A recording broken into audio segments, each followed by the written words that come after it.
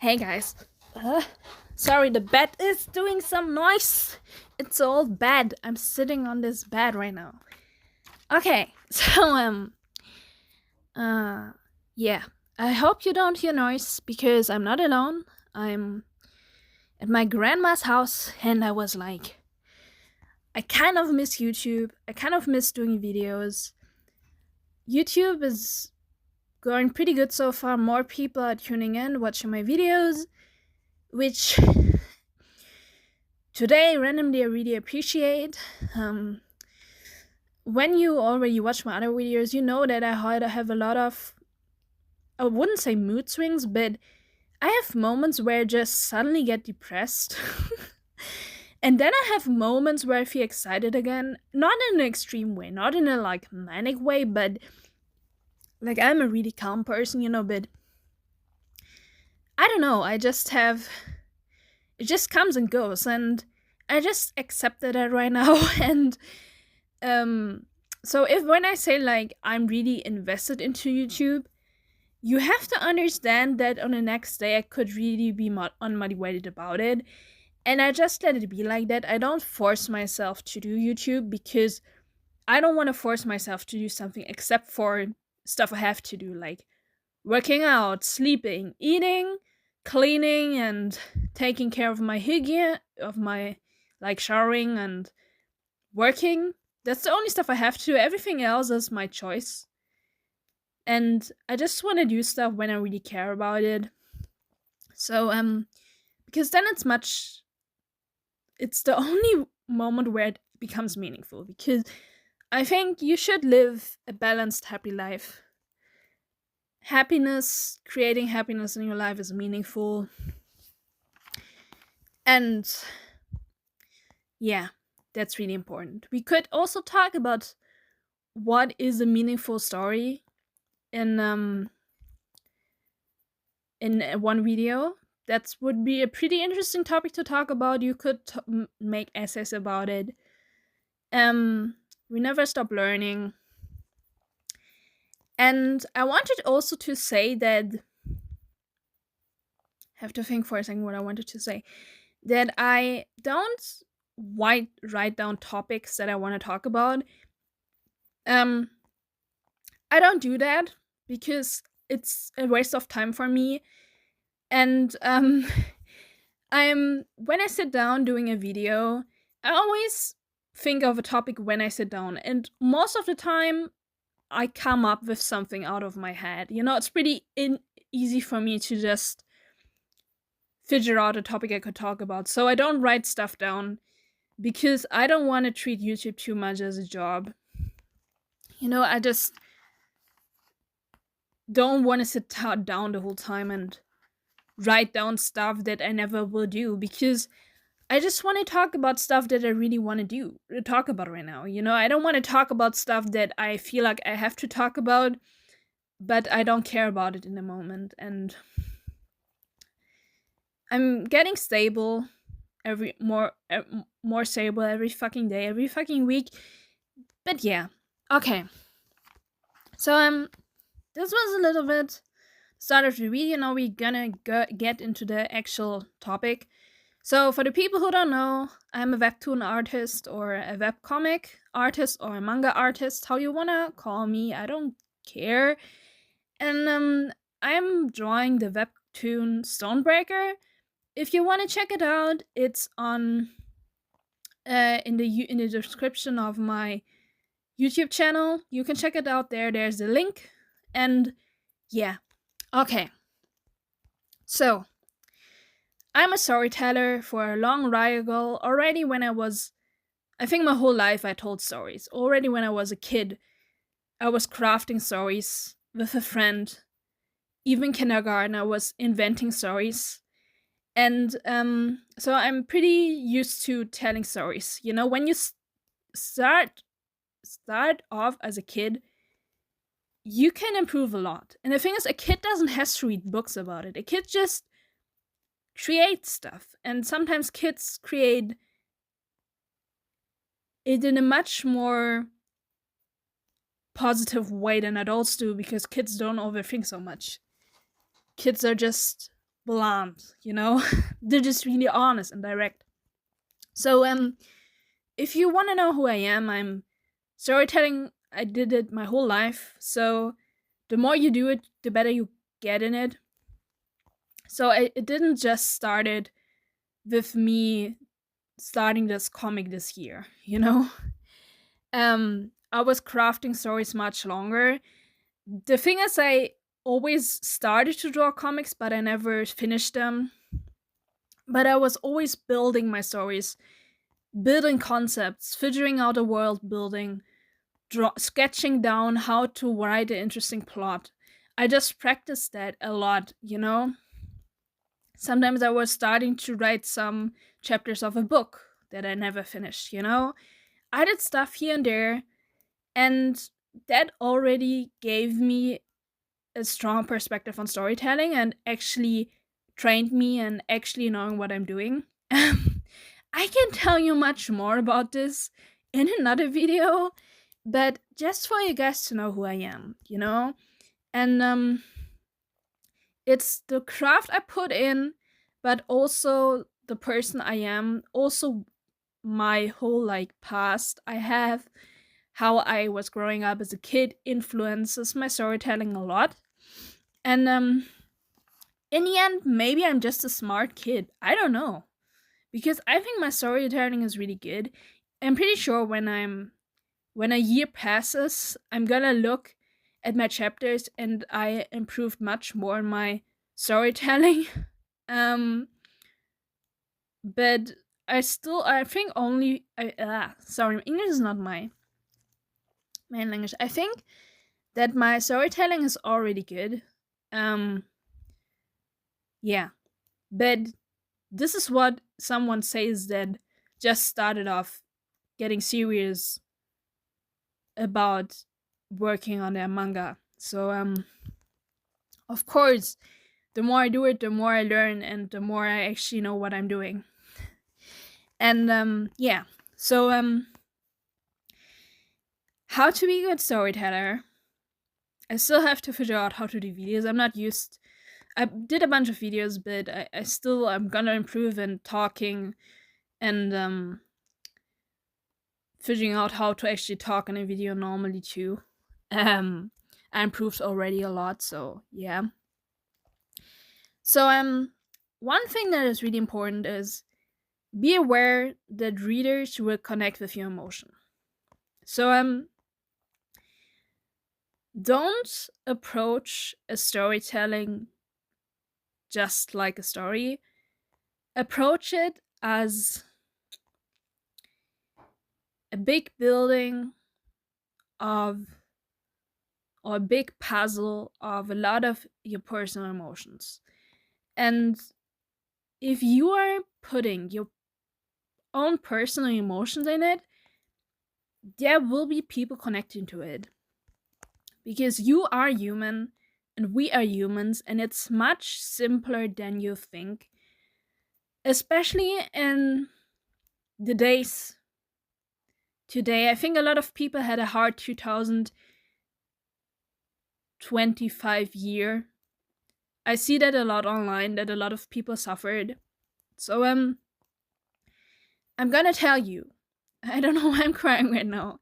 My year was kind of shitty, but I survived. It was alright. It was not the worst. I think other people had it worse, but there was some fucked up stuff happening in my life this year, a little bit.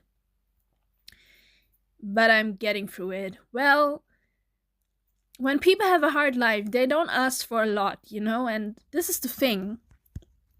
When you tell a story, it's all about the emotions that you depict, and it's more about the emotion than actually thinking about how to depict the emotion. You don't have to sit down and ask yourself hours how to depict the emotion. Sometimes just putting out a raw emotion without trying to perfect it, but just putting it out is the most human thing you can do and will catch readers much more than you think.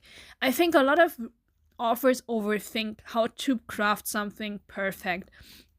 And I am also kind of a perfectionist, but my approach to my art and my storytelling is in general that I don't think a lot. I just use my pencil, write it down in a raw version, and I don't question myself if it's perfect or not, because I know it's a human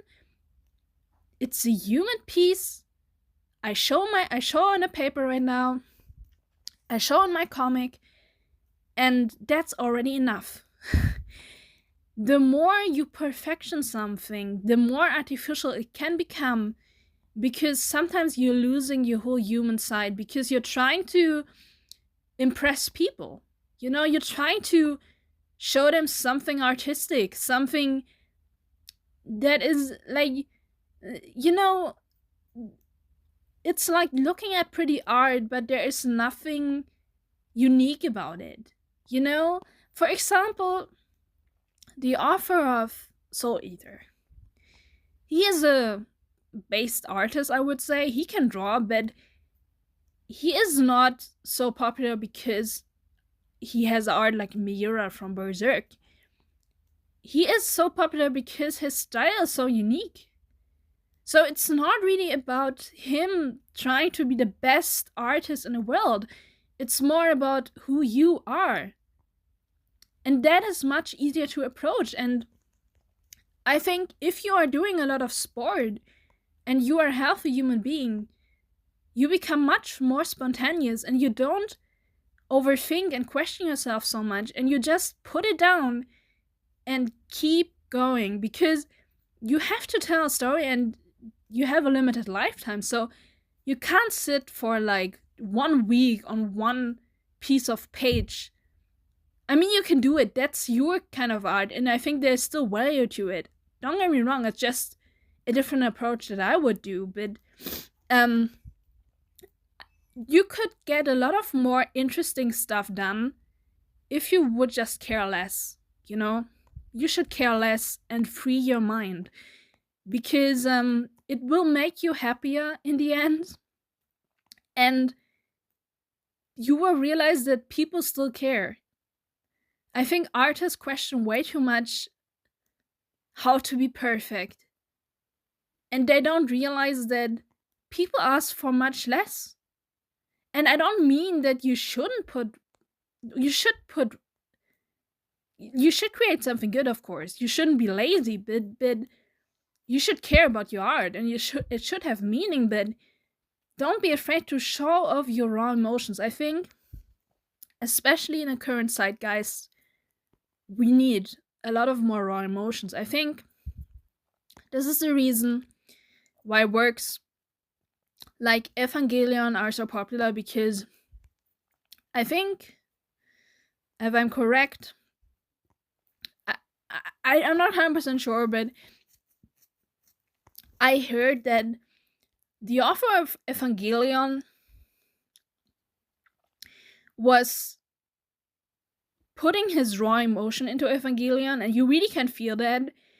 So what is interesting about Evangelion, that there's a lot of stuff that you don't even understand, because the whole like plot of Evangelion is fucking, the whole world building is fucking complicated. But it doesn't fucking matter, because sorry, I hope you don't hear my grandma in the background. She was talking really loud. So you see, we still like Eva because the way the scenes are, and I'm talking especially about the old version, because the old version is not like the best animation, but it doesn't matter, because the scenes are sorry, I'm getting closer to the mic, because then I hope you can't hear my grandma. Wait, I'm gonna close the door, because I don't want my grandma because I want to keep my grandma out of the internet. She's just talking in the background to my cat, but whatever. Okay. So wait. Sorry. I cut some short fractions in my audio because my grandma was talking and I didn't wanted her voice in the video, to keep her like to like she is not. I wanted to keep it private. Um so yeah. Okay, so what I wanted to say in Evangelion, the scenes are really, they feel like a raw emotion, and this is what makes them interesting. It just feels like someone who expresses the deepest side of themselves without trying to become artificial, because sometimes you work so hard on a piece and you're trying to make it good, but the more you're trying to make it good, it becomes so perfect that every human flaw that could make it more interesting is gone, and the interesting, unique energy of your piece is kind of lost in translation. You know, there is nothing wrong when really have a vision and you want to make something perfect, then do it. But it's hard. The best thing I can tell you: go what feels right. If you really have feelings and you feel like this needs more work, and I want to make this detailed, and I'm motivated to do that, then make it more detailed. But if you feel like a simpler approach that doesn't need so much work is needed, then do that. And you may ask me now how to know how much work you should put in. Basically, listen how motivated you are. When you are not motivated to do something, maybe give it a break and you will come back. But if you don't want to finish a certain kind of piece, then simply don't finish it, because it's not just about the end product, it's about the whole process. And I think you, as a human being, you should feel like you really want to do something. You shouldn't suffer in your process, because people could tell me like, yeah, but I can be happy about the end product. Yeah, but this happiness is in the end. It's not like the whole like time you put into the product. And when like you are happy for 1 hour because you finished a good piece, but you suffered 20 hours before that, this is not healthy. And there is much more to it, because brain scientists know. So this is a scientific. I don't know if it's a fact. I'm not quite sure, but I heard some stuff from brain scientists that a happy brain works much better. So if you are constantly happy, your brain is working much more efficiently, and that means you will improve and create probably better art when you are happy, because you are not putting yourself through pain. So if you don't know how to make good art and how much work you should put in, just question how much you want to do right now.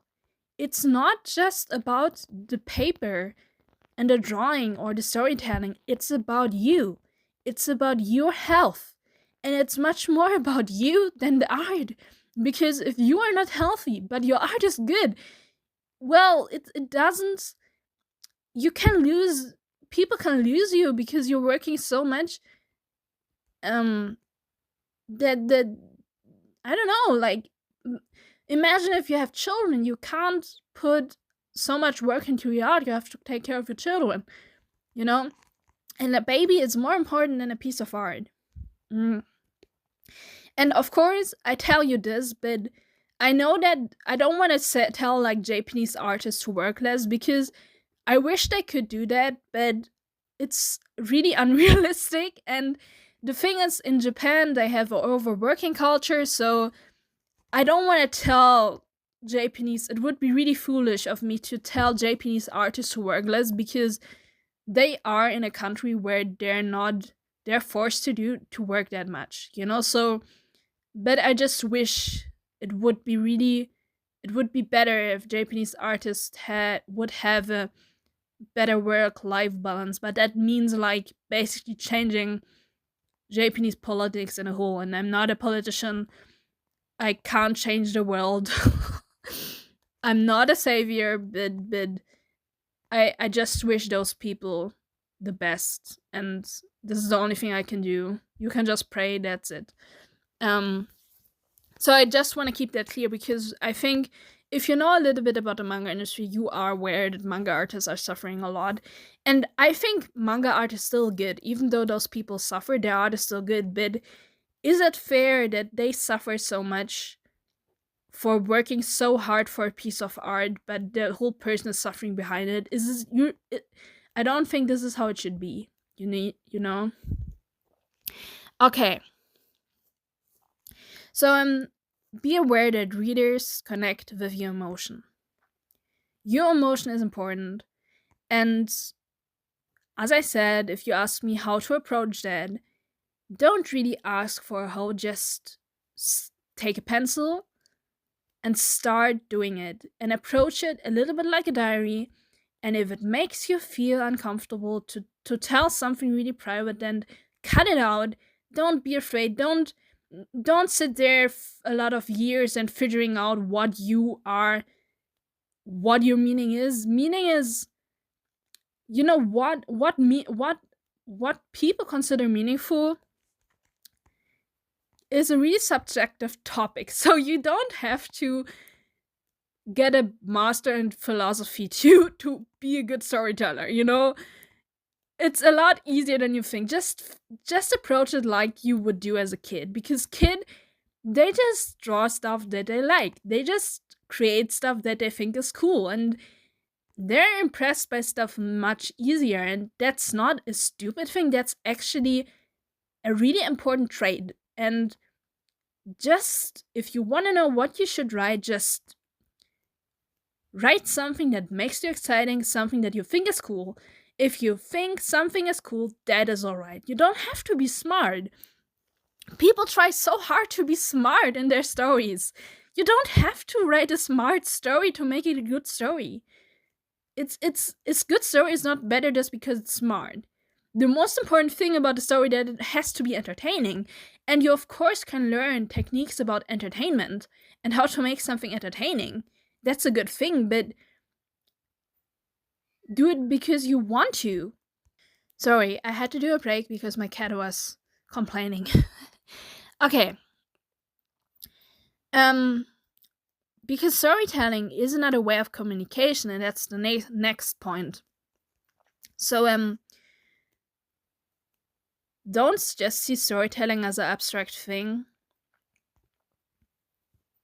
Understand that storytelling is just another way to communicate thoughts and feelings. If you hear my cat in the background, it's my cat that is complaining right now. Okay. So it's communication, and you have to understand, approach your storytelling in a way that you would tell storytelling in a way that you want to tell to random people. Be aware that you are telling a story to people you don't even know. Be aware that you want to make people laugh, scared, cry. Realize what is the most important. Oh, it's my cat. It's alright. Like, realize what is important to you. Like, do you want to make people laugh? Do you want to make people scared? Do you want to make people feel a lot of tension, you know? And then ask yourself what you want to tell those people, you know? And see it a little bit like talking to someone.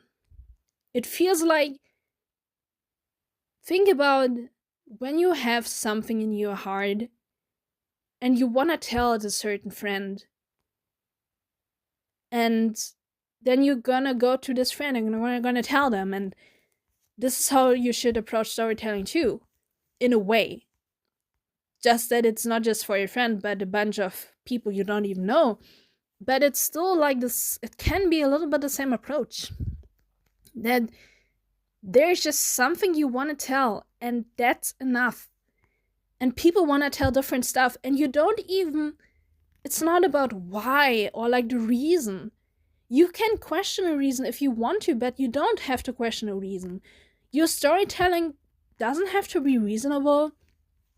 And one really important thing that I have to tell you, you don't even have to understand your story. It can be that your viewers actually even understand more what is going on than yourself, but it still can be a totally logical story. Because I feel sometimes storytellers think way too much about the reason in their story, and they cut out stuff because it's not reasonable, because they don't understand. And that's stupid. Like, art is interesting because you don't not always understand what is going on. Either that, or other people understand it, but you're not yourself. This is the cool thing about art. You don't have to understand every fucking piece in your art to make it a good story,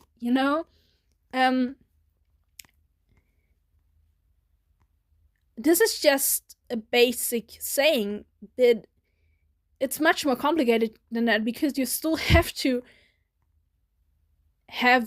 know reason sometimes to understand why certain characters act in a certain way.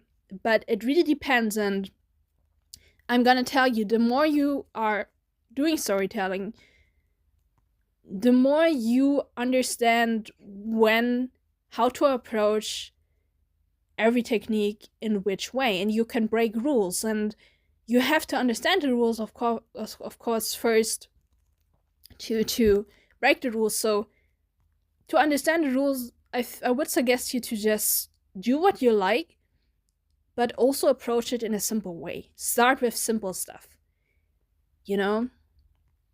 But if you want to tell a really fucking complicated story, then do that. This is how I started.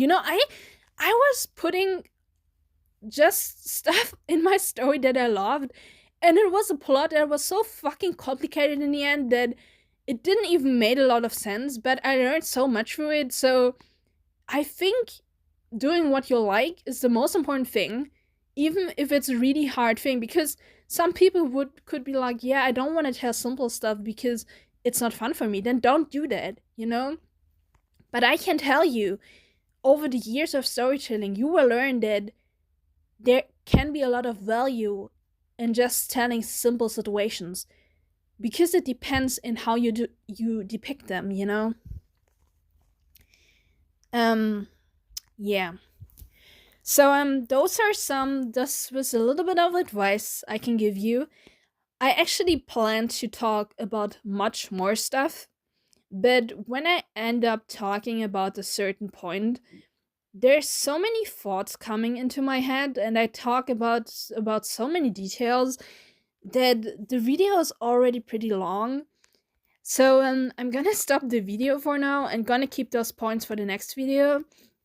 And I have to tell you, I'm really happy that my story, that my videos, and that I'm always coming up with so many stuff to say when I'm talking in a video, because that means we have a lot of topics we can talk about, and there's much more going on. Because sometimes when I just write ideas for my videos down, I just feel like the stuff I'm writing down is the only stuff I'm gonna say, and then I'm gonna move to the next point. But when I'm starting to talk, I'm getting much more aware of the topic, and I'm realizing so much more things, and I'm starting to give more examples, and there's much more stuff going on. And actually, this like whole process I told you right now, this is also my process in storytelling, This is also something I can tell you, that when you start to create a story in your head, the outcome will be totally different when you actually draw it down,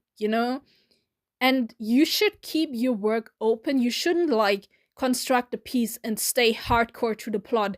You shouldn't lose your feelings. So when you start drawing your storyboard, it can get into a totally another direction than you planned. And the most important thing is that you kind of have a little bit of like a basic bone structure, basic like a base that your story is like plays in, but how it plays out in the end can be spontaneously changed by your decisions you make when you draw. You know, the end result can be totally different, and you should listen to your spontaneous mind and you should listen to your heart. And feelings are really important. Feelings and strategy, brain, logical thinking the same way, but listen to your heart. And you can just feel if you're not overworking. I mean, you can also, I'm pretty sure you can also feel when you're overworking, but you can listen to your feelings more aware when you having a free spirit. And yeah. This is still like, I'm scratching the baseline. There is so much more going on to that. I can tell you, because storytelling is created by us humans. The human mind is basic infinity. So you can never stop learning. So I can do videos of infinity doing this, talking about storytelling. The same goes with art. I have to admit, talking about storytelling is more interesting for me though than talking about art, to be honest, because art is a visual medium and it's much more interesting actually for me to draw and look at art than talking about it. But storytelling is the kind of thing where you actually talk, you create conversations, you create a plot. So I can talk a lot more easier about storytelling than about art, and I'm gonna do that probably more. But I'm still gonna talk about art sometimes if I want to, you know. Storytelling is more a craft of speech, kinda, a little bit, or it's like one of the parts of it. And sometimes it's hard for me to talk in English because I'm not. Sometimes I want to express something in a German way and I can't, and I have to figure out how to express it. But that makes my talking style kind of unique, and that's a cool thing. So yeah, thank you very much. If you want to support me, please check out my Instagram, follow me there, and make me happy with following my webtoon. I can tell you, and this is not a subjective perspective. You may think I'm arrogant or crazy, but I don't care because my art, I'm so intelligent. I'm not. I still think I'm an idiot and dumb, but I think I'm intelligent enough to judge that my story is good. Still, there is a lot of. It's beginner. It's still done by a person who doesn't has a lot of experience in drawing a lot of manga. So you can still see like a lot of like how I draw. It could be drawn better, you know, but that doesn't matter because I think even a beginner can create something interesting when they have some experience in storytelling, you know? And I just want to tell you, I'm at a level where I would judge that my story is good enough that you will enjoy it, or I think a lot of more people would enjoy it than people are reading it right now. So it's a good story that's not a subjective view anymore, that's a objective view. So if you want to read a good story, check out my webtoon. I'm really confident about it, and we are the difference. The more people are reading it, the more people see it. So thank you very much for listening to this video, and see you in the next video. Goodbye.